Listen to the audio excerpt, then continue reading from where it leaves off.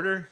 I was wondering if there are any announcements. The first thing I want to mention is that we had a weekend boot camp training, and it was a full 2 days, Friday and Saturday, and I thought it was very informative, especially for the new counselors. So I want to thank the borough for supporting that program.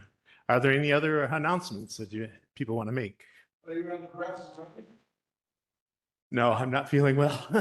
Honestly, I'm not feeling well. I didn't go to the bid. I tried to do a Zoom meeting this morning and it didn't work. So any comments, suggestions from the public? There were a couple emails I received. One is suggesting about handling parking permits. It's been done. It's been hashed over and over again. I'm new here. So to me, it's all brand new. So pardon me that I don't have the legacy of working with the parking permits. Ramsey has been very patient with me going over things. My colleagues have also been patient with me. We have a SAGE member of the committee, so it really helps. And so I appreciate that. So that was one email. The other one was more lengthy. It was a very long issue about all the points about parking, garages, Flowbird, and all that stuff. And it was very worthwhile to receive that, so I could see what are the points that people are really, really interested in. Again, it helps me learn. I responded to that person. He lived out of town. He lives in Coatesville, but it doesn't matter. He is a frequent visitor to here, and he mentioned a few things that to him it had an economic impact. So I thought of the bid right away and said, well, we don't want to have any detriment to people coming to parking, and we're trying to solve and work on solutions one thing at a time. Reports. Could we hear the garage manager? Good evening, Chris Hankins, Colonial Parking. I will run through the parking garage performance report for February. In February, total revenue for both garages was $215,728, which is a bit less than budget and less than January as well. Again, fewer days in February. It is also slightly below February the prior year. Actually, February the prior year, the revenue is a little bit overstated. We transitioned in January, and so some monthly parking payments sort of filtered in and hit February instead of January. So it actually inflated February of last year. Operating expenses for February, $47,853. Again, a little bit over budget, significantly less than January the prior month, and less than February of the prior year. The net operating income was $167,875. Again, below budget and below January, and just about even with February of last year. Year to date, total revenues are $449,806 against operating expenses of $99,153 for a net operating income of $350,652. Again, a little bit under budget and well ahead of February of 25. Looking at the number of contract parkers billed, there was a little bit of a dip from January to February. We had some students cancel for the winter break, but the net effect was what you see there, just about 16. The average transient revenue per day for both garages in February was $3,763. That's greater than January, the prior month, as well as February of last year. And the average tickets per day for the combined garages were 902 per day in February. That's significantly up from 785 the prior month, and a little bit ahead of February the prior year. Are there any questions about the numbers? No? I do want to take a minute. We talked about fire alarms last month, and yes, and so we had another alarm Sunday, but it wasn't 19 times. It was it went off a couple times, and we were able to get it silenced and reset.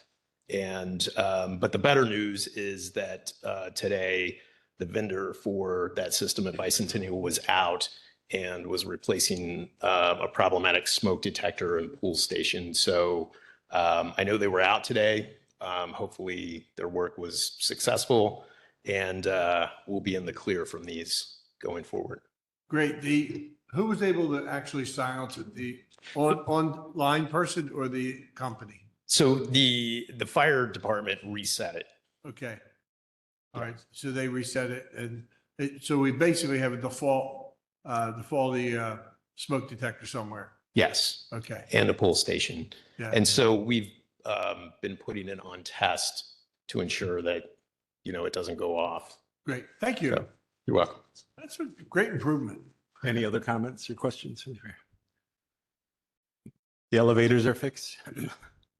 I'm sorry. The elevators are fixed? They're in progress. They're in better shape than they have been. Okay. I think one's down, but the board has been ordered. I just got a response.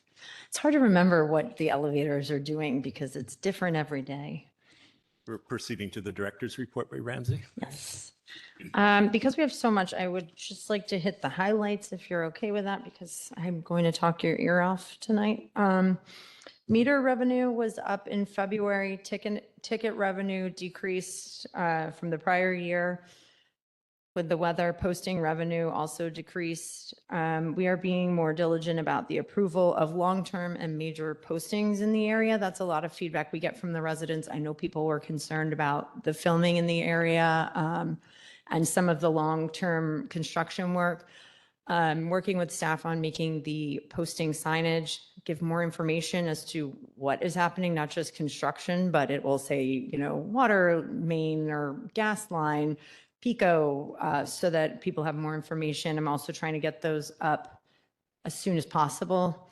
And we are pushing back on some of the habitual posters. There was a company that was posting every 2 weeks on Gay Street because there was fencing there. We were not aware the fencing had been removed, and they had kept posting because they needed parking spaces. So please, if anyone notices anyone egregiously violating or feels like you're seeing people parking in areas unfairly, let us know, because, the officers will tell us, but sometimes we don't know. So it's appreciated to hear that. And then permit revenue was consistent with February of 2025, but lower than January. We still have our new officer training with the full-time officers, and we had an injury, but that person is back on light duty at the moment.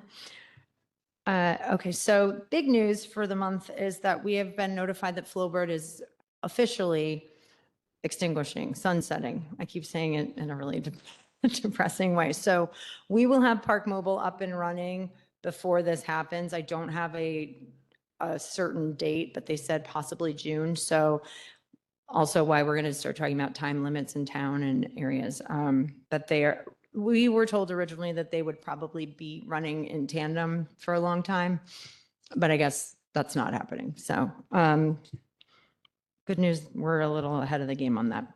We're working on an audit report for all of the permits in the southeast area of the borough, along with the number of off-street parking spaces, on-street parking spaces, and other information. I'm going to try to have that for April so we can review next steps. I know we wanted to look at possibly any opportunity for a pilot program or changes in the residential permitting if we thought that might encourage people to use their off-street parking spaces instead. I know that was one of the goals that we had talked about for the year. Revenue, the total revenue for, what month is it? Is February 2026 is 267,422. And last year it was 254,346. So we're comparable to last year in both January and February so far with revenue. Our permits, you can see the zones are pretty standard. Tickets by status, there's a decent amount issued, a decent amount paid. And you can see we do write a lot of warning tickets as well. So we are trying to coach people. The wayfinding signage bid, that Merge is working on that bid package, so that should be out for bid sooner than later. Still working on the park mobile rollout. As we do that and as we talk about time limits, we will work on our signage. And then we are also working with Parks and Rec, Public Safety, and Building and Housing on the special event policy and hopefully an ordinance update. No updates for staffing. We're going to get a training plan. I do want to thank David and Amir. They came in for the snow emergency ticketing before the snowstorm came through, and I feel like they did a really good job trying to get people to move, but also I think they wrote 186 tickets that day, so there were quite a few cars in that area. We had, I think it was 186. That was, I checked it before the end of the shift. And that doesn't include the police tickets. I don't know how many police wrote. I do want to mention that maybe for 2027 budget, I just am putting it out there that we might want to consider a 4th day shift officer, just because we have a lot of senior officers that have a lot of PTO, and we had 4. I mean, we used to have many more, but since I've started, we had 4. We went down to 3 with the LPR, but still with staffing, it is hard to be really consistent with enforcement with only 3. And then we will be working on the loading zone audit and getting an update for that soon. And again, lots of Chapter 104 updates. Any questions? You and I talked about the warning tickets for the warning of Yeah. changes to what happened was in my area, we got tickets on our cars, but they were warnings, but they were telling us that in 2 days, this will be illegal to park here because of construction. So people were upset that they're getting warning tickets, and it's really just a notification. And we talked Yeah. about maybe changing the wording on that. We've softened the verbiage in the notes, but we don't have the ability to change that it says parking violation. But again, if you're receiving a warning ticket, it's really just so that we have proof that we have engaged with your vehicle, so that hopefully you don't say, hey, I didn't know, or you can say, hey, I was in Barbados, and we can say, but your car was in that spot and now it's in this spot. So it's trying to communicate more, but yeah, it has to say violation. So They included in the pie chart that you have, those warning tickets, just so. those are included in the warning tickets, yes. Marvin, the 4th or 5th officer that we would like to bring on in 2027, Mhm. I think the quality of life issue is real strong in the Southeast. Mhm. Yeah, because of the amount of cars and no parking areas down there. Mhm. I think it's very important that if we're adding people, we have a specific reason why we're going to add them. Hmm. And that area there needs some attention, most of the time. Yep. If we do it, I would like to see us concentrate in that area. So when I started, the enforcement areas were insane. I mean, people were walking around other people's areas to get to areas. So we split it into quadrants, and that worked really well. And that was back when Corday was still with us. We are now down to a 3-area enforcement route, but it makes it really tough because Gay Street also needs a lot of special attention. It does, they do walk it, and that's not really a drivable area. The north is spread out, so the LPR typically goes there, but because things kind of go on a schedule as far as replenishing the areas, 4 ends up working much better than 3, and that helps us stay in the Southeast and consistent with the campus area as well. Yeah, to Mr. Marvin's, I do read all your emails. The rings, the Olympic rings he wants to talk about. The rings where we have the most trouble, Oh, right. like the 6th Ward, sweetest ward in the borough, we have very little. Mhm. issues in the sixth ward other than during the day with the courthouse. Mhm. You know, so I'm not saying don't put somebody in the sixth ward. Oh, you know, 'cause right. That's mainly the business district too. Mhm. But the officer doesn't need to be where it doesn't need to be, Right. you know, so Yes. that's all I'm trying Yes. to get across. We do also, though, try to prevent, officers know where the hot spots are, and we really want to prevent that. So we talk a lot about thoughtful enforcement and being really consistent, because I drive home sometimes and I'll take Marshall Street all the way out of the borough. And I can tell that, I can tell with just my eye and no handheld, like what's illegal and what's not. And sometimes it does feel like there's not time being devoted in those areas. And if you don't stay on it, the quality of life can get a little iffy. So we try to get them to snake areas and not just stalk people at Lorenzo's. So it's not a duplication of effort if you don't Yeah. need it, you know? Not saying don't drive, down West Minor Street, which is a state highway. Right. Amazing, I live on a state highway. But our enforcement isn't as important Mhm. as other areas of quality of life. Your neighbors are going to call you later. No, but I totally understand where you're coming from. Any other questions? No? Okay. Proceeding to the parking committee, I want to just make a few comments. We are unique. We are the county seat. We also have a very large university. It does complicate problems related to parking and management. And as Bernie Flynn mentioned, there are some areas that aren't, needing as much help. I think part of that is because of the security. The university has its own security system, and the government has its own security system. It's vigilant. It doesn't not related to parking, but it's there. It's visible. So I think that affects how things are managed there. I am talking with Westchester University. They've been extremely helpful in sending a ton of data. I've asked about their shuttle services. It's amazing. They have like 238,000 students using those shuttle services to get around town. They shared the locations, the schedules, and I think it's going to help ultimately that we have shuttle services maybe to garages or some of the university lots that they have, or expand the lots, or they build garages. They do already have garages. I don't know about the use of them, but I've asked the university if they could send me some details about the use of it. And I'm working with Ramsey on this as well. And the university, it's really, really cooperative. They sent a lot of data about the shuttle service like within the next day. So we are making progress on serving the campus section of town that you mentioned. It is highly dense, and it will need some resolution, but something I promise will come out. Residential street parking, we were reviewing maps.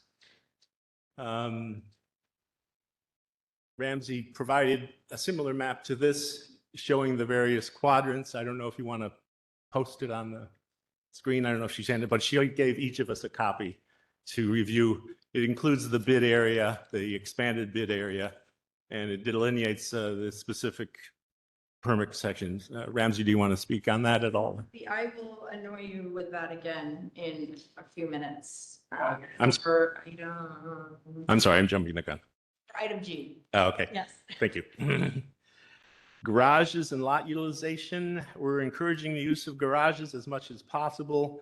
Some of the studies that were put out about the uses of garages sort of indicate that they may need just like a little blue sign, garage, as they enter the High Street or Market Street, just before they enter town, that garage is this way, there's a garage this way.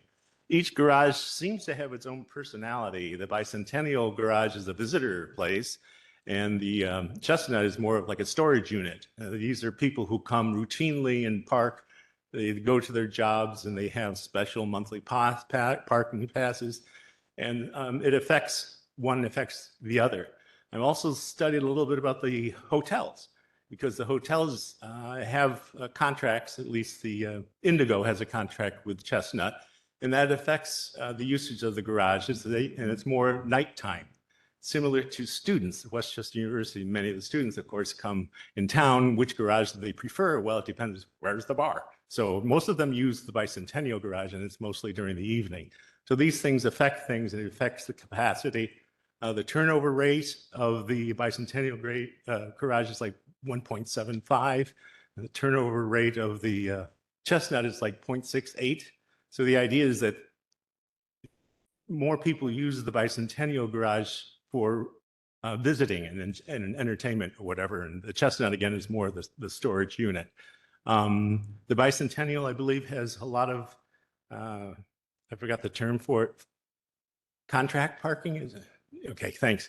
And I think it's overloaded. And it'd be good if we could shift some of that contract parking into the Chestnut Street garage to allow more space for visitors to visit. So this is a proposal I'd like to make, is that we move at least like 50 contract parking to Chestnut Street and see if that has an effect on the parking, parking.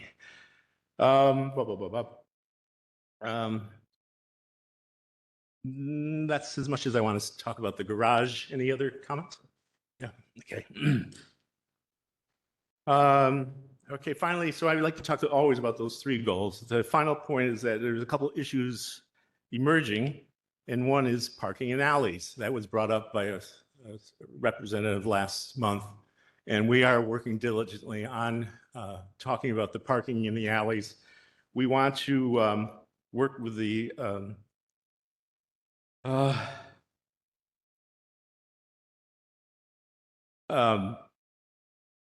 Public Works and the police on the parking in the alleys, and we want to come up with a plan. The code lists a dozen of alleys where no parking is available, and we just need more signage. But I guess there's signage on every alley that you can't park here. But parking in the alley is always illegal. It's meant that you don't block it. It's meant so that they can do cleanup, maintenance, all sorts of bunch of services that should not be interfered. Proceed, any? To your point on the alleys, do you need some water? Because we have water in the next room. Huh, okay. Yeah, the alleys are a slippery slope, so you know, because of the right of way. Learn that word, learn that term, understand the term really, really well early on, and you'll be able to understand why the alleys are a problem. It's called the right of way. For example, if you have a garage in the back of your house and you put your car perpendicular to your garage, you're in the right of way. And in theory, you're not supposed to be there. So you could actually receive a ticket. So learning the right of way is very, very important. And only the police can give tickets on private property. So we can call the parking authority until we're blue, and they can't do anything. It's 696-2700, and you have to report it to the police department. So the right of way is the main term you got to learn for alleys. So I drafted a little sheet to hand out. I'm going to share this with Ramsey, and we're going to work over this about relating to parking. The other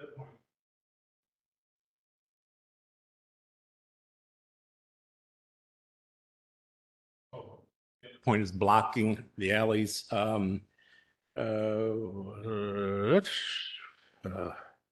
Sorry. Vehicles. Sorry. Alleys are considered streets, Mr. Marvin. So They're- if like yeah. Potter Alley, my street, my alley, I live on Minor and Potter. So you can't park within 25 feet of an alley. So it's, you can park 5 feet from a driveway, but 25 feet from any intersection. And we consider our alleys streets. So it's a learning curve you're going to be going through the next 4 years. And that's all well and good, Bernie. That's the rule. We don't enforce it. Depends on whether you complain or not. And you go out and paint the curbs yourself. And I don't just mean, I mean the parking in the alley. Oh, true. There's Yes. so. No, much we don't. We don't. I will say the parking in the alley gets complicated because people have pads that they consider their own personal property and then they encroach in the right of way. And we will ticket if your tires are clearly in the alleyway, we will ticket you. But there are, when I lived on West Bernard, I told this story to Bernie earlier. I had to reverse. I had a Honda CRV. I had to reverse in around a chain link fence on one side. I am not a good parker.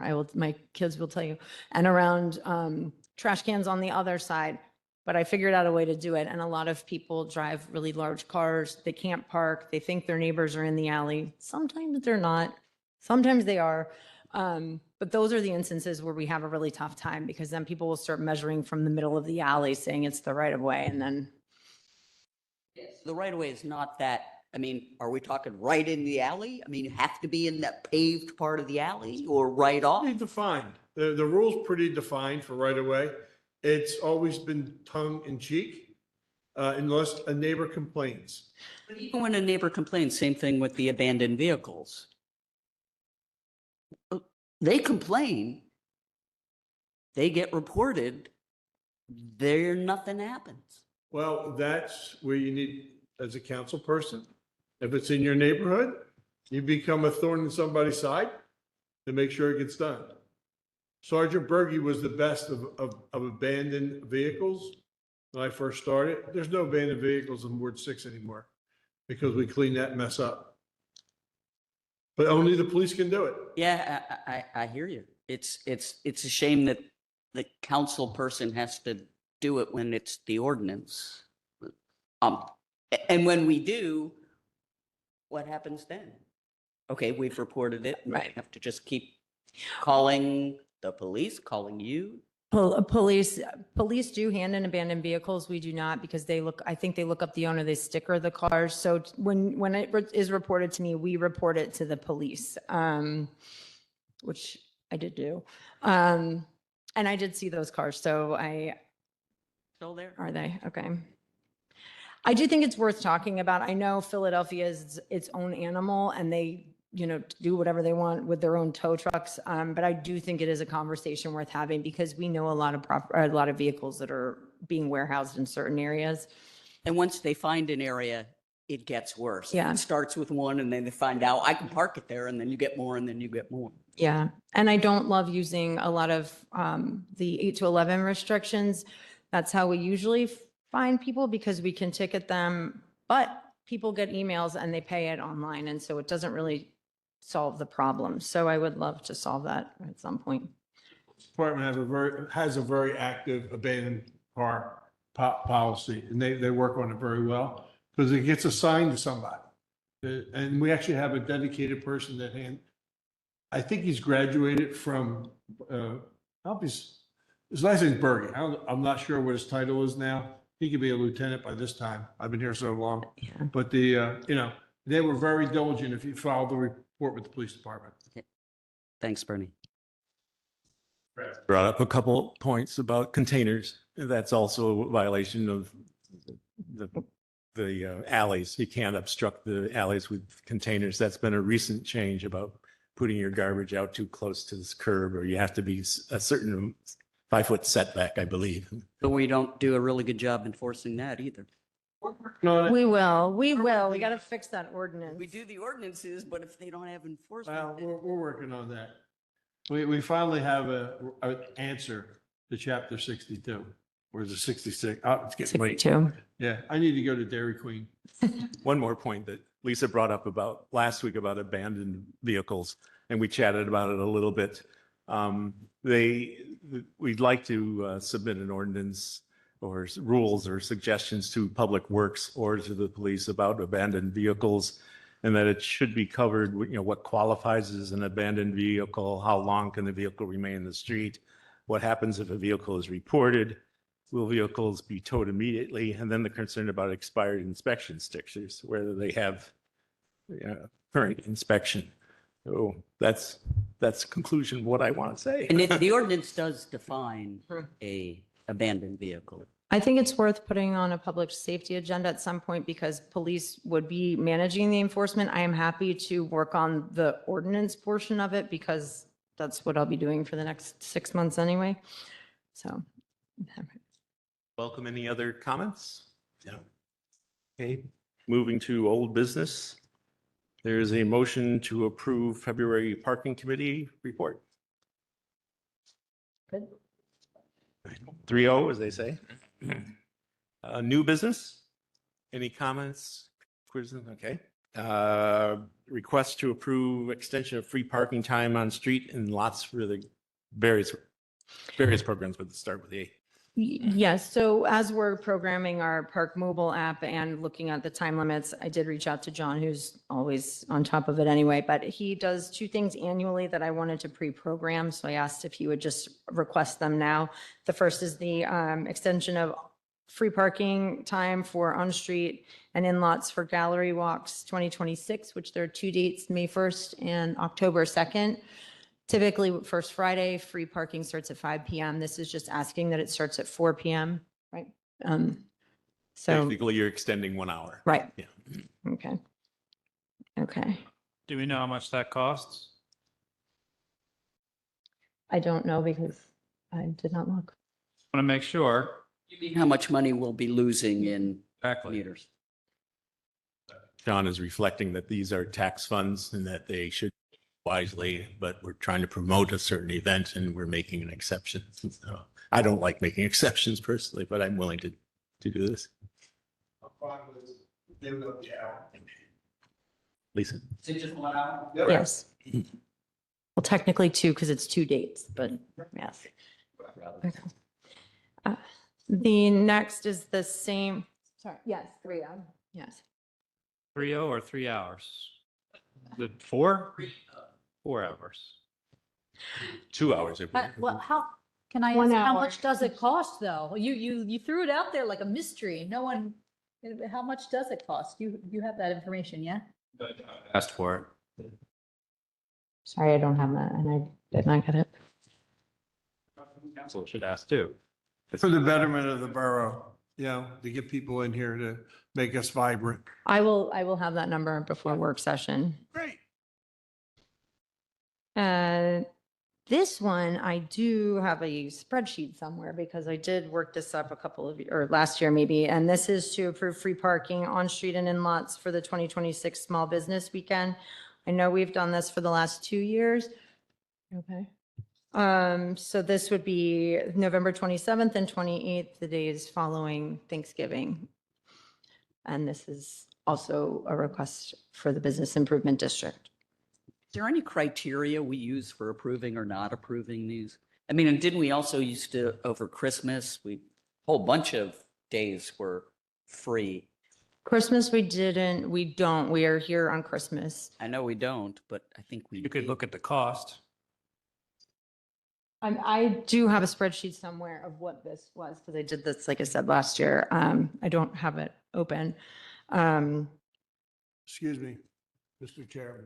It's apparent to even senior citizen that Mr. Metric has a spur on the receipt. So what I would. I agree with your spur though. So I would say what we should probably do, even though it's, I think a good idea is, get pricing of lost revenue, and either table this or send it to the work session with no recommendation upon receiving information. Without objection? No objection. You want to do that before I Do we want to recount the vote that we made on the motion? All approved?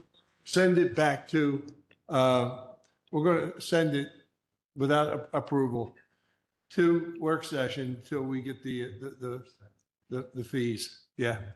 And that'd be A and B, right, Mr. Marvin? And probably C, Probably C, but that's a bigger parade, a bigger party. size matters. Yeah, it's an earthquake. Yeah. Okay, I do have, for the Small Business Weekend, I do have real numbers. I'm going to do an average of a Friday night from 4 p.m., okay? Darrell Cook, 506 South Walnut. In reference to the November, so I could park my car on Gay Street on Thanksgiving Day and wouldn't have to move it until Monday morning at 8 a.m. I'd suggest having a time limit. 7 days a week. I think so. Yeah, we'll revisit unless, yeah, Mr. Marvin. John O'Brien, Secretary Director, Downtown Westchester. It's not actually about my events. Just because I'm somewhat involved with the America 250. That's on a Sunday, so it's Sunday, August 2nd.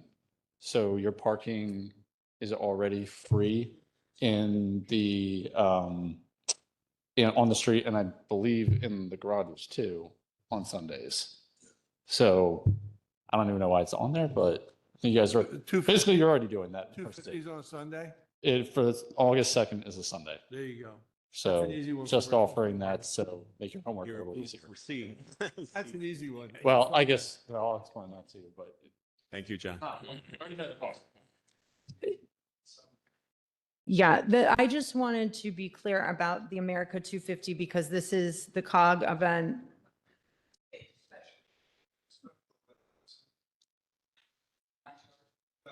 We do. If it's a Sunday special event, we do chart, and we have been, and we are including lots now. So I just want to, I think this is just me bringing this up because this is such a big community event. It's a big one. 250. My recommendation would be that this be a one time, let's get as many people there as we can. And that's something I've been kind of pushing Keith about, making things available to everyone, not just, the fancy people. So for C, is that 3-0? Wait, Okay. public comment, public question? Yeah. Sorry, Nicole Shimoni, Ward 4.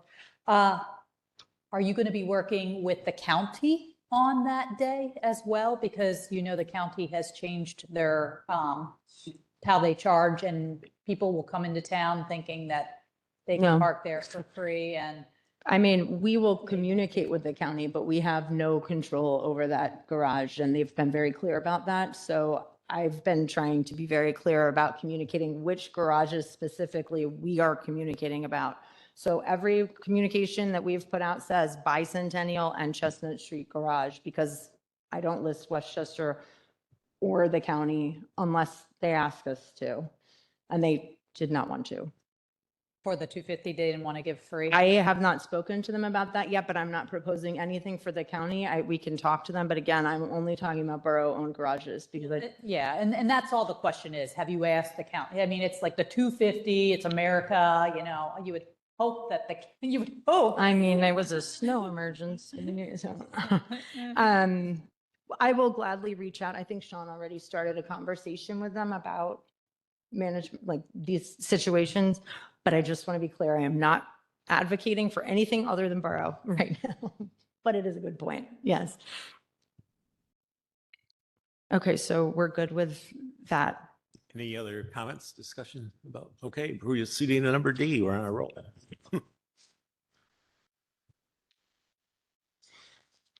Okay. I'm gonna let you have this.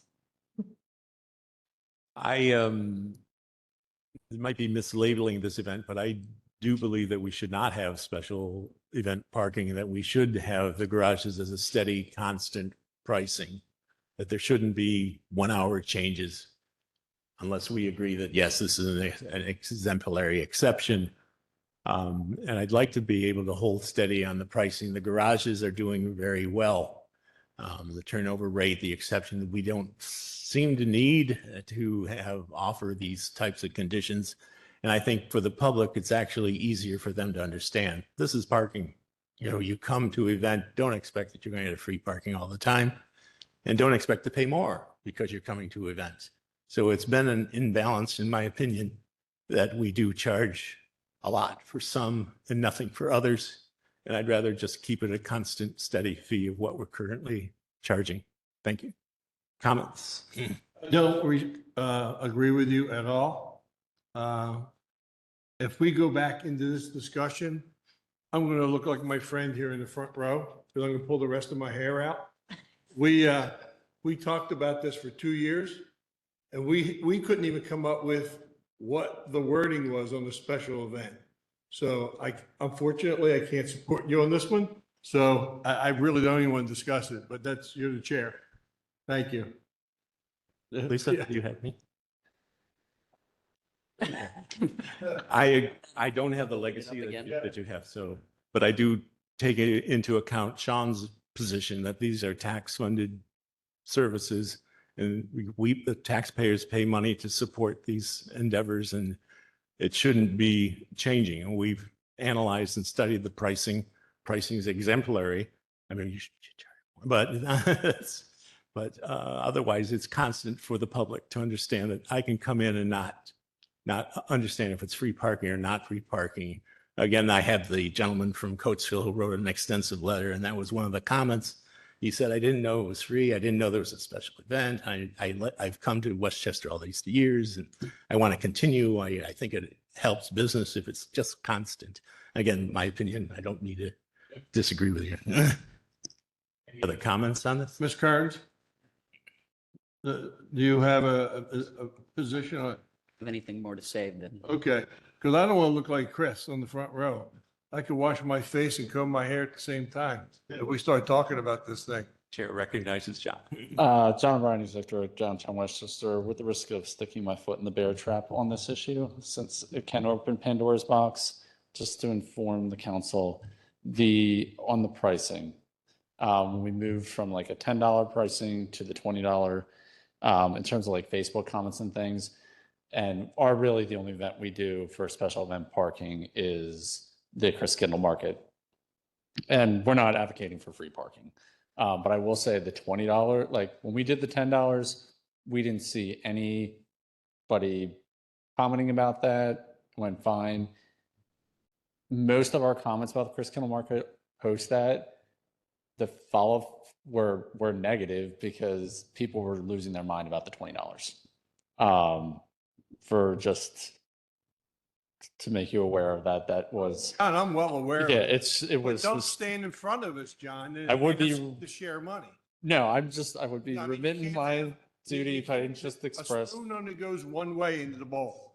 I'm not making anything. I just want to make sure Yeah, council's well, aware. you're muddying the waters now with saying So- the 20 was not really good, but I'm being passionate, not being I- angry. I The fact understand that. because I've sat through this thing for 2 years, and you and other people come to us with a I get it. bucket and say, could you fill this bucket with us, like the Chris Kringle mark, right?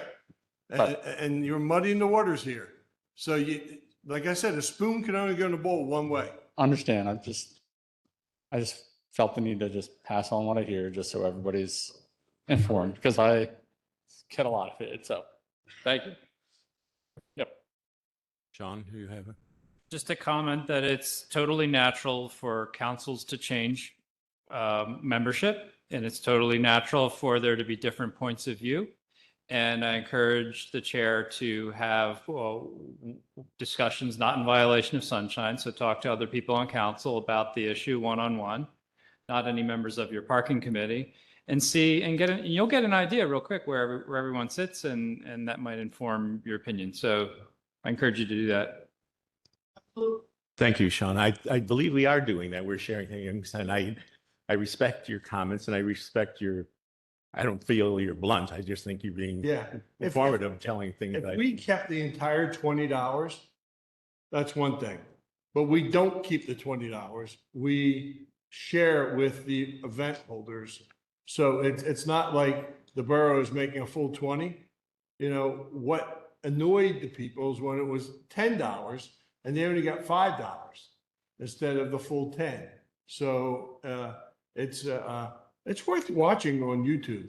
You know, you'd be like, you know, Landman, or you can watch Yellowstone. That's what it's like. Yeah, I respect about related to the fundraising. And again, we enter a quagmire whenever we bring up that these events are fundraisers, and they're not. It's parking.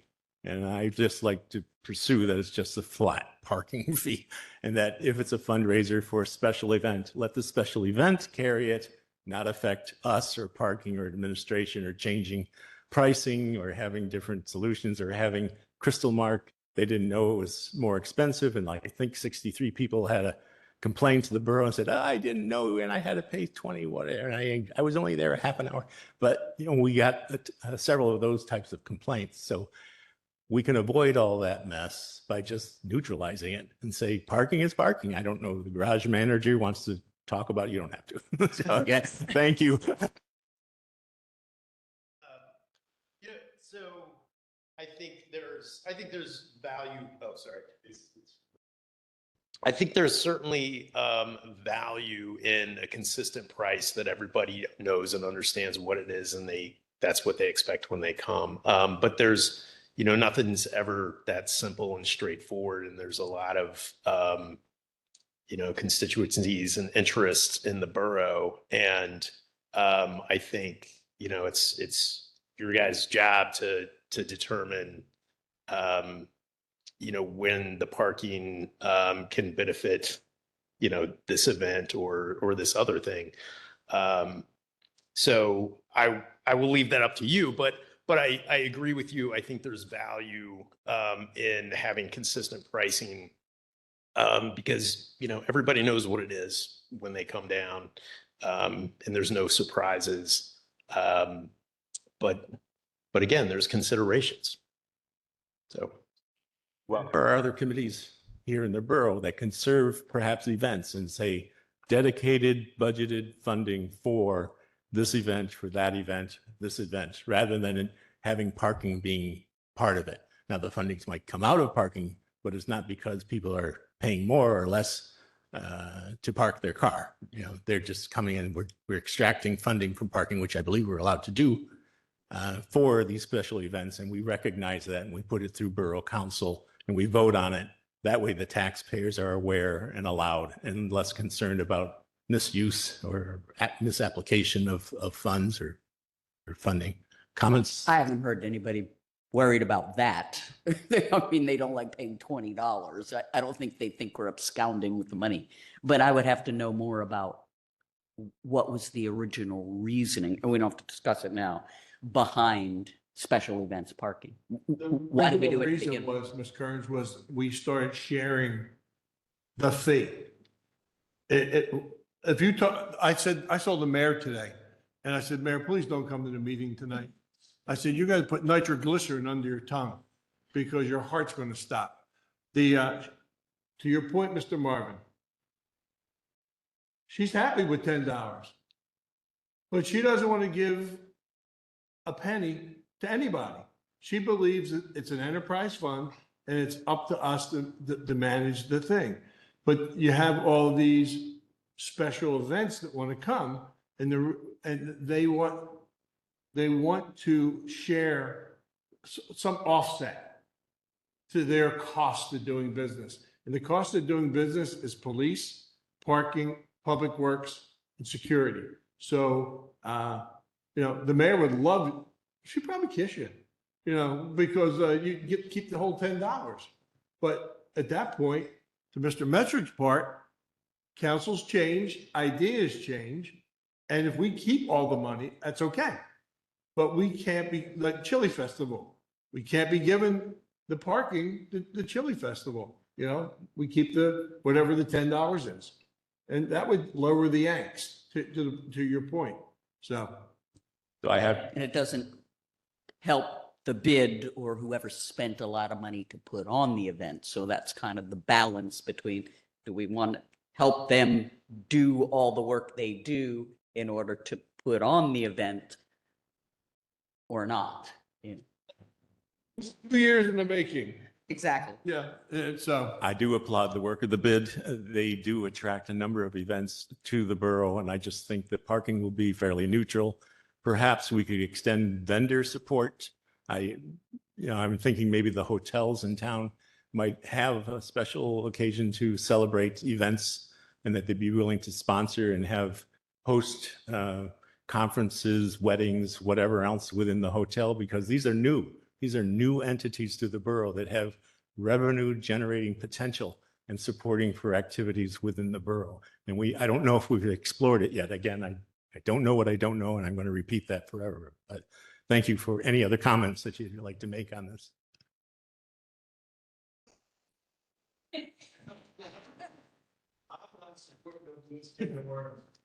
There was a discussion point, so there's not whether you agree or disagree, but thank you. Section point E, any comments, suggestions? Hi again. So I have included a redlined version of an ordinance for food trucks from Norristown. I thought it was a pretty well-written ordinance that I would like to officially clean up, but I wanted some input from you guys and then to go to council, so then we could have have Kristen look over it and flesh it out. Aaron did review it, Dana reviewed it, Monica and I reviewed it.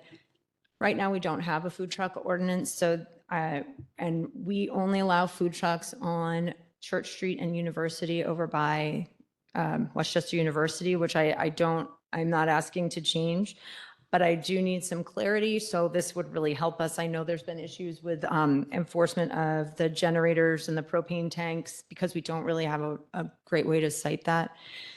So while this is on the parking agenda, I do, and Aaron's 50-50 with this, but I promise to help. The intention is that the Building and Housing Department will license and regulate these.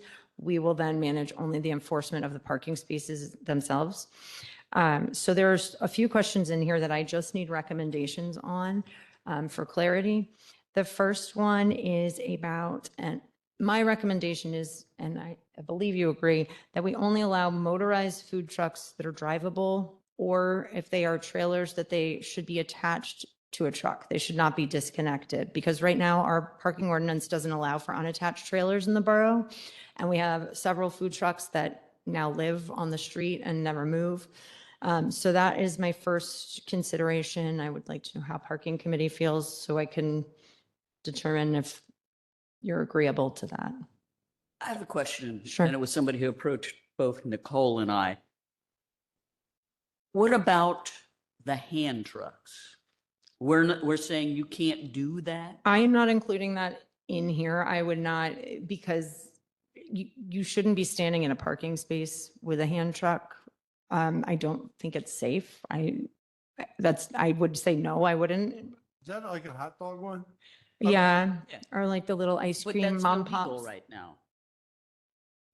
He's like, are you talking to me? That's trade with him, then yes. Yes, the Hot dog cart. is illegal now under current. I know somebody's come to the borough and asked to be able to do that and had been told under our current ordinances, it's not permitted. Every place that I have ever worked, they've always been food truck ordinance, basically. Comparable to each other. Thus my question. Do they allow it in the right of way? Would they allow it in the right of way? Sidewalk cannot serve as a street. Okay. They have to have permission of the people serving out. Number of different requirements for it, but you're not allowed to actually park in the street. You also would have to have the driver's license, the car registration, and license plate that they're going to be using to transport this into and out of the borough. But generally, those are usually put into the food truck so that you can maintain them through one basic license. Thus my question. And it does talk about a vehicle including devices moved by human power. Right. Would that be a food It cart? would be one of those hand carts. So I think if that is something that we want to consider, I think we should be very clear that you cannot operate that in a parking space. This Thing and figure out what part of it applies to a hand truck or not. Yes. So this does also mention where you can operate. So right now, again, we only allow them to operate in the street on University. So I think, I don't know, I guess by design, you wouldn't be allowed to do that because you can't have one there, right? Yeah, the only place right now is the PUC district that is allowed to be used for that. You could have a hand cart or hot dog, ice cream, thing like that, either in a local party on your own property or something like that. Same thing with a food truck, I believe also they can have if it is parked on their property. But we have food trucks at events. Right. all over the borough. And this includes that, and it allows for that. And then there's also consideration, it says you cannot operate within the public right of way or on any municipal property except as specifically allowed by the municipality. So, Might I add that there is, I believe, with the Westchester University food trucks, I'm familiar with those. And then during the Westchester University Planning Commission, they had a representative of their group. And it'd be worthwhile to talk to them about these issues to see what they'd be interested in sharing. yeah, I speak to a lot of them also when they're applying, but I think the issue right now that we have is that it's one sort of a free-for-all.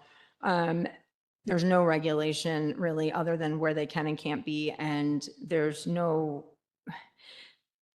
they don't care about getting a $25 ticket. You know, they're not paying for the parking. They don't care if they're getting a street sweep. Like, we can't clean the streets. We have no authority over this at this point. So this is to help get food trucks in a position where we can both kind of work together, but we have a little bit of teeth. So I'm always open for feedback.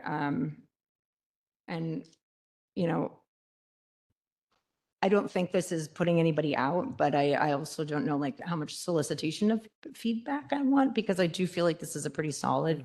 The 26 years I've been in the borough, there was only really one food truck, the handheld one. It was Wally. Molly. The best, I don't know where he got his water from, but they were the best hot dogs. But he got permission from the county Correct. because he Right, backed he up. was on county He backed up to the county steps and had permission from the county. So his truck was actually on Market Street. And that's where he kept his supplies at. And he would pay parking or whatever in the meter for the day. But other than that, there's really never been really any handheld. But there are people interested. That's Oh, the yeah. point. Okay. So it comes back to the right of way problem. If I'm paying the bid quite a bit of money to have my business on Gay Street, and I own the pavement because the landlord owns the pavement. I don't think I want a hot dog vendor standing in front of my building if I'm Sedona. Unless you give them permission. Yeah, well, if it was a clothing store, maybe, but not a food operating place. So in 23327E, it says distance, a mobile food service vehicle must maintain a minimum distance of 10 feet between other mobile food service vehicles and may not operate within 100 feet of a brick and mortar eating establishment. So do you think that helps prevent that issue?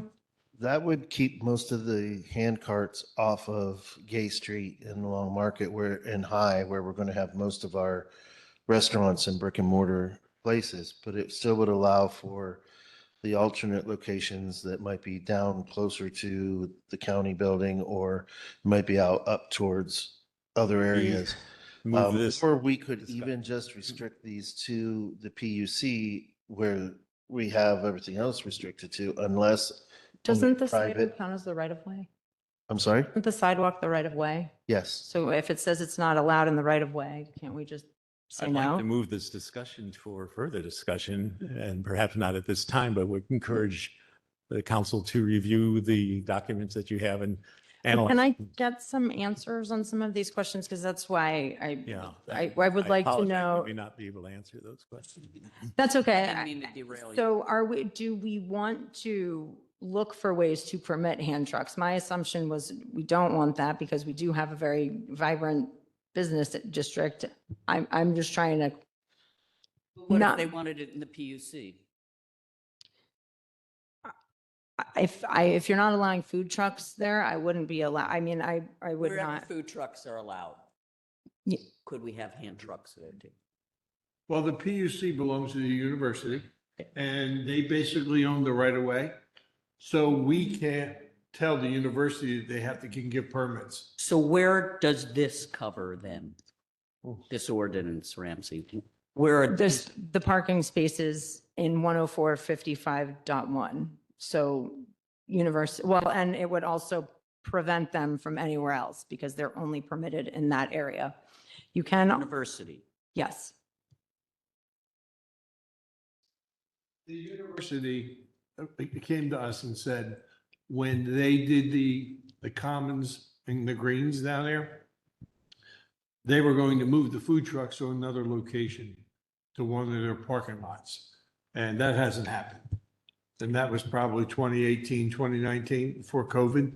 But, you know, it's, I don't think we want to, I don't think we want to, she wants a short answer, allow hand carts in the business, on Gay Street at least. And I wasn't proposing that. Wherever food trucks are allowed, would we also allow hand carts? I would say no.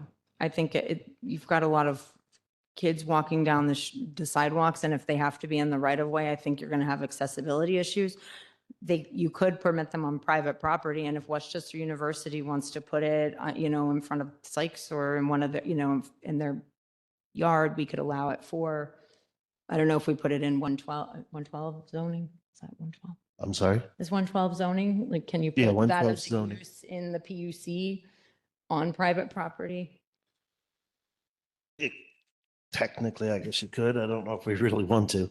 Yeah, I don't think it's something that we need. I just would like to, I would prefer not to engage in that, but I don't. Then I would just have something in there that says that they're not allowed. That the permits are limited only to food trucks. We can always add them later if, if it feels like it's a real loss, but I think we do need an answer on whether we do want them or we don't want them.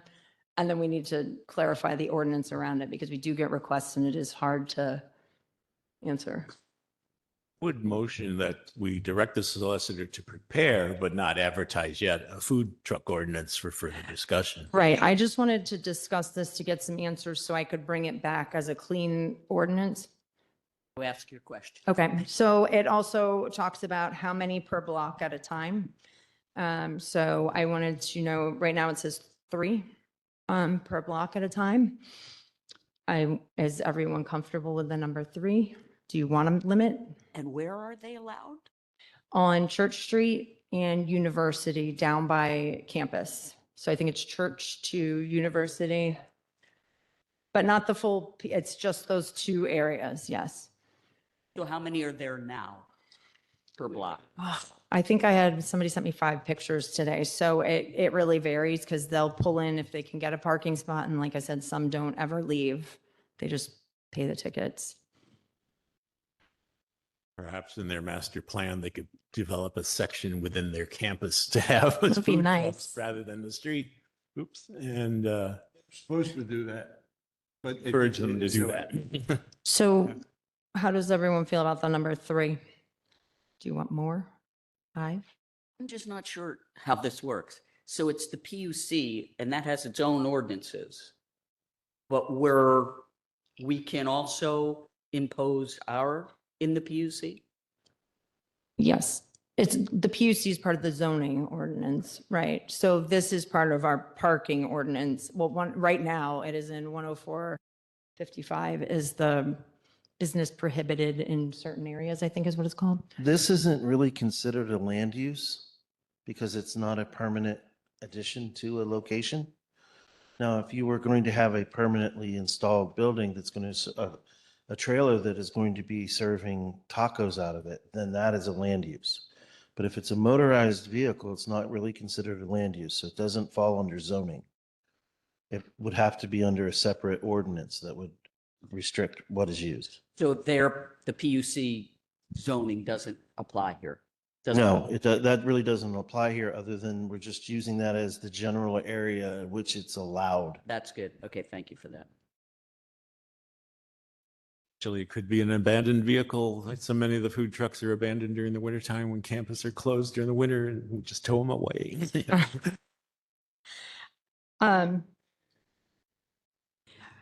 So how does this address this, Ramsey, then, the parking and? Yes, Because so it that says it has to be operable. Yes, it says hours of operation. I believe it has to be in operation if it's parked there and there are maximum amounts of time that they can park there, which is also another conversation in a minute. So can we take a vote on how? I don't feel strongly about 3 one way or the other.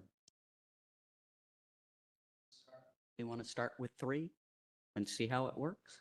That's why I was wondering how many are there now? I think there's 4 or 5 possibly. Food trucks. Yes. Oh, yeah, and the Andy Pretzel comes and goes, and Sebastiano Mhm. comes and goes based on availability. Mhm. How did we get 3 then? Why did we? That was just what was in the ordinance that I'm borrowing. Stole it. Yeah. Oh, I don't stole it, but I'm. Yeah.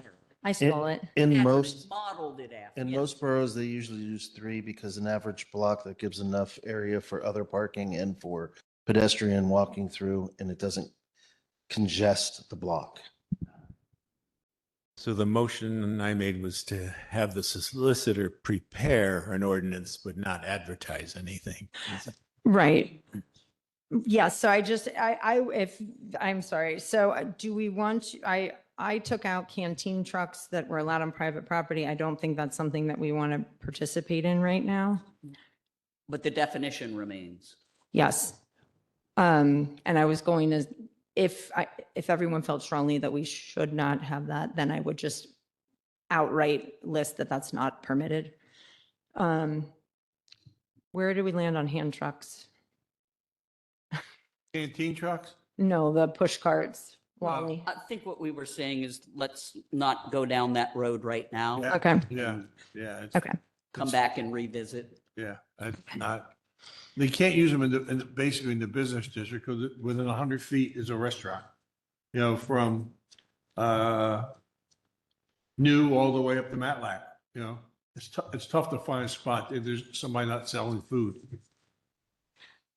That is good feedback. So if everyone is comfortable with that, instead of even making a motion, let's work on this together and we'll bring it back next month for a cleaner motion. Is that good? Good. Okay. and- Thank you for talking through that.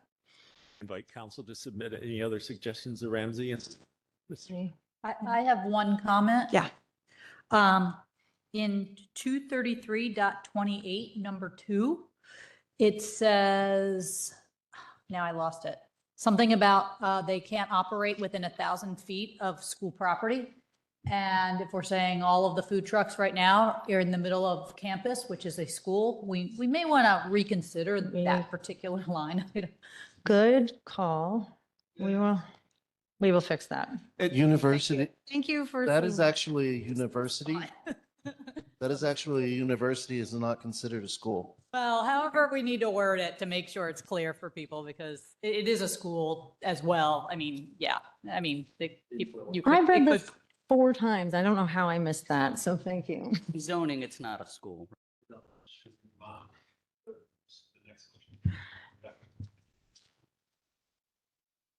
Yep. Okay. Okay. This is, I will kind of make this quick if you're good with it. There are 2 maps. Oh no, there's one map in there called like timed areas. And then there's a key, and I gave you guys copies of this. I spent a lot of time and taking 10447 and 10433, which are 10447 is parking meter zones established. You see the map in Teams? So 10447 is the parking meter zones. 10433 is the timed areas in the borough. It was a crazy ride. None of them match. There are some streets with several restrictions on them, all that all oppose each other. You sure? Are you on? It's a thing.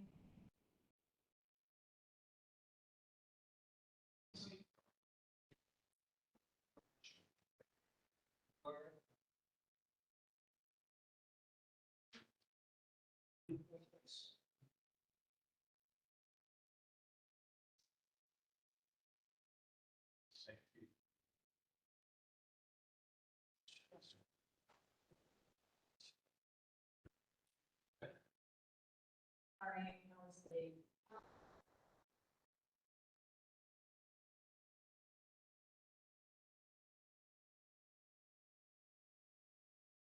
Now could be a good time for Stephen to sing. No.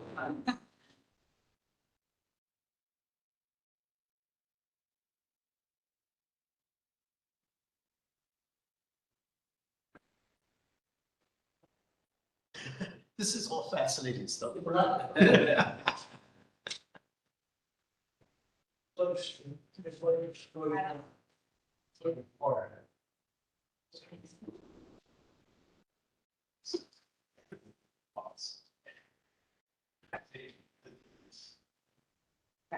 Thank you, sorry. So I would like to just consider making a decision because we need this information. Obviously, we're going to have to do an ordinance change, but this really does affect how we program our new kiosks, the existing kiosks, and the Park Mobile app. So if you look, there are, and this is obviously Town Center, High and Market Street are the red lines, but these are all of the different timed areas. There, we have 3-hour parking, 30-minute parking, 15-minute, 30-minute. And then we also have different, the metered parking doesn't even match the time limit restrictions. So I do think that there's a way to do this clearly. I do think there's some 15-minute zones down in the southeast you can see. I believe those should just be loading zones. I don't think we also have a loading zone ordinance that we're going to talk about later.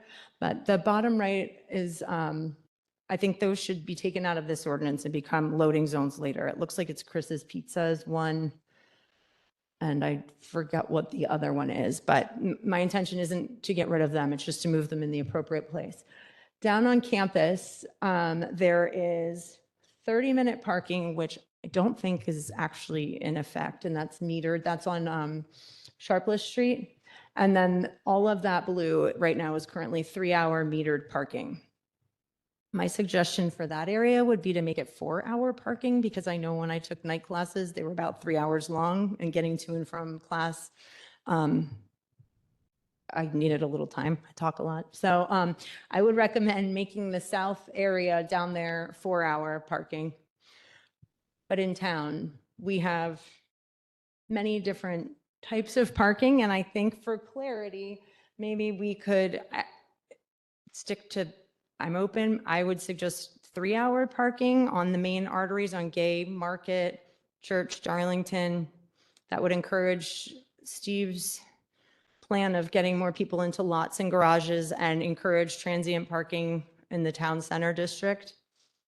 And then again, my other thought is that we should be looking at the loading zones and creating, Carlino's has a very successful loading zone, but looking at possibly doing that on each block. So there's a free 15-minute parking for anyone popping in and out. It's not regulated except for chalking, but we can stick to a standard metric of time in town. So what does everyone think about 3 hours for town, 4 hours for campus? To be clear, these are limits, and Yes. the limits for one parking session would be 180 minutes, right? So if you wanted to add another hour to your parking session, you've already used 180 minutes. The app wouldn't let you do that. Right. You can switch blocks. So if you're that committed, yes. But when we do create the zones, it'll be by block and both sides of the street will be the same zone. So how would this encourage use of the garages if we're So- taking away the 15-minute? I mean, because the 30-minute, doesn't that spur So- turnover? Yes, except that I don't think any of these are active anymore. So right now, there's really no minimum, maximum on any of these streets. There used to be some for the post office. There were 15-minute meters, although the post office, I think, has a parking lot right there. So I would say anywhere that needs quick loading, and I would be open to doing it on every block. We put loading zones for 15 minutes for free on all the blocks and just standardize that all of the parking in the business or town center is 3-hour maximum. So that way people don't park in front of their stores and work all day. We are also getting information from the university about their shuttle services as well as their garages and parking. And we are encouraging them to use their communication outlets to orient students on parking matters and encourage them to use the shuttles, encourage them to use 4 garages that they have, plus lots, many lots. Yeah. And perhaps with the Westchester University planning that's coming up, that we encourage them to build a garage or another garage. Thank you. Yeah. So are we, That's to quote Lisa Dorsey, let's standardize everything so everybody don't Yeah. have to worry about where to be. I mean, she was very big on that, like you just said, there's 4 different options. Yeah. If everybody. And right now, we're not enforcing them. No. So to Steve's point, let's standardize everything in the inner ring. Today, I'm making an exception. The universities, it does make sense. Courses are 4 hours. And basically, you go to the class, take the class, and it usually ends early, and then get out of town. You wouldn't interfere. But that's the only exception, and maybe the university can help us with this. So can we do Town Center 3 hours, Westchester University 4?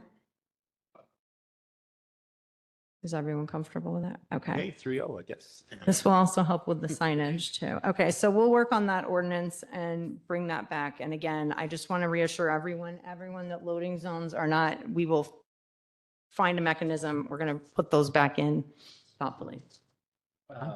Just is public comment, okay? I know we've talked a lot tonight. John O'Brien, Executive at Downtown Westchester. For the 3 hours, the only thing I would ask is the implementation of when the enforcement. So I understand this has always been the rule, but we've never implemented this, so nobody's aware that this is the current thing. And, you know, if we just turn this on like a light switch, we're all going to get like a ton of complaints.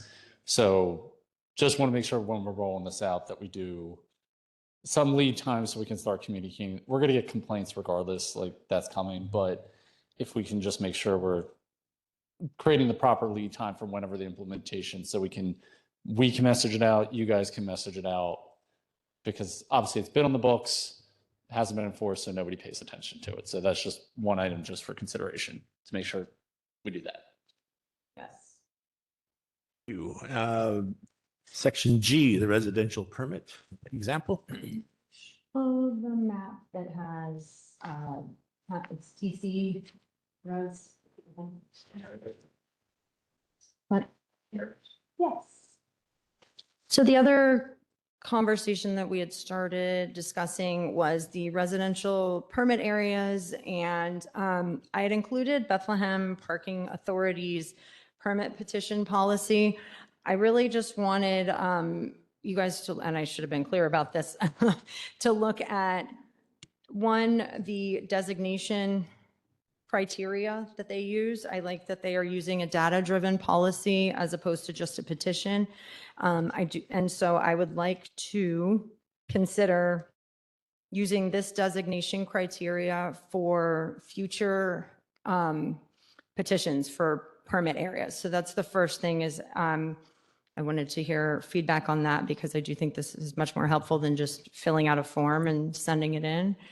The new members may not know what the petition thing is, but how many people, the percentages, and they have to be the landlords. They can't be the renters. So you want to explain it to them? Yes, and I'm actually not even super clear on it because it was a piece of paper that people would bring in and it needed to be 50% of the block. 50% of the block needed to agree that a parking permit area was being requested, but it had to be the property owners. It couldn't be the tenants of the property.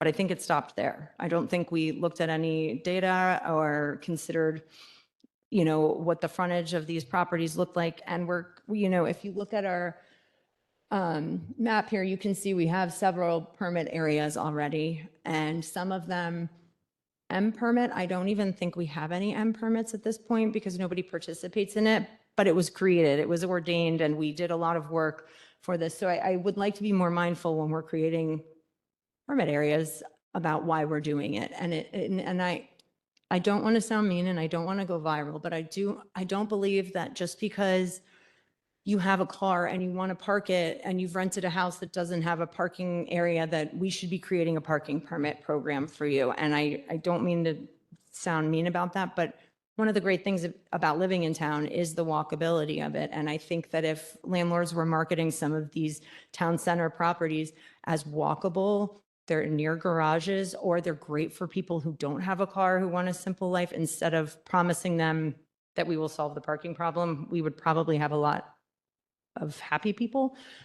So I would also, in tandem with this, in Bethlehem, they have areas that are zoned as central business and not central business.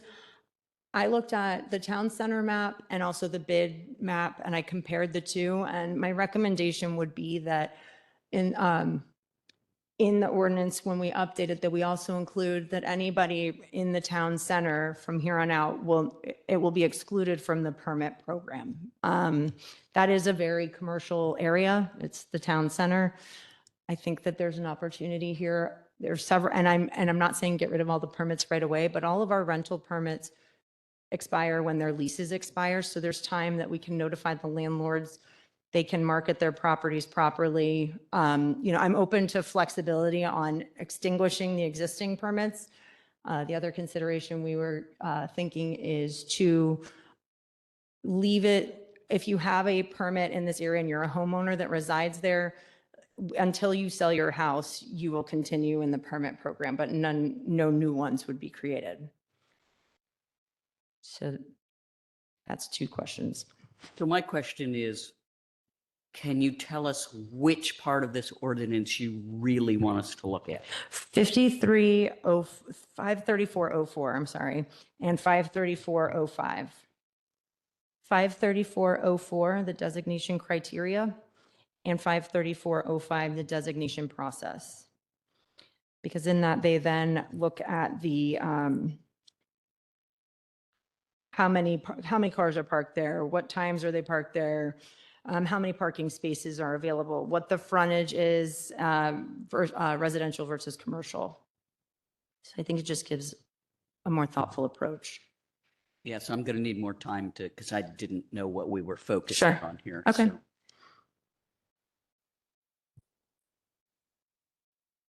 You rehash this again. The question is permit renovation. Is that The permit policy, permit review? yes. So designation criteria for a permit petition or a permit area petition would be what we're reviewing. And I'd be curious how these new rules, if we adopted them, would affect what we already, how different is it? As far as how, like, what our criteria is, How do we designate? Yeah, now. you just ask for it and you get your friends that live next door to sign your paper. And then we all go, okay. So there's no. So right now it's just 50% and that's it. You can If get, they get signatures and then they would come to council and we would change the ordinance, yes. But yeah. You would prefer that we establish an ordinance rather than having this petition? Yeah, yes, I would like to include criteria and a process in chapter 77 that lays out what steps we would be taking to consider it and then what the approval process would be.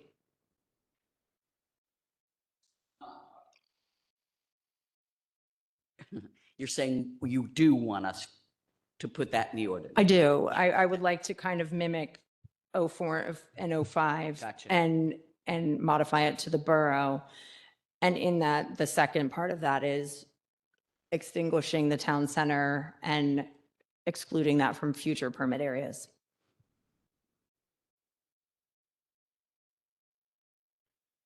I We mean, need my friends to read it, especially Lisa. Okay, Lisa needs. that's to- fine.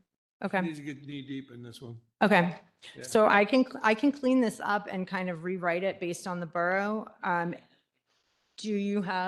Are you comfortable with the town center consideration? How many permits do we have there now? That is a good question that I do not have the answer to at this moment, but I can get that also and include that. And I can also include whether they're homeowner versus student rental versus rental. Okay, That would be helpful. More data. Okay. Will help Stephen and. okay. motion to move forward with conditions. It's a good talk, so thank you. Yes. Okay. Before we proceed to other business, are there any comments, additional comments? All right, so other business, any other business that you want to present to the meeting today? All right, I think we're welcoming an adjournment. Thank you so much.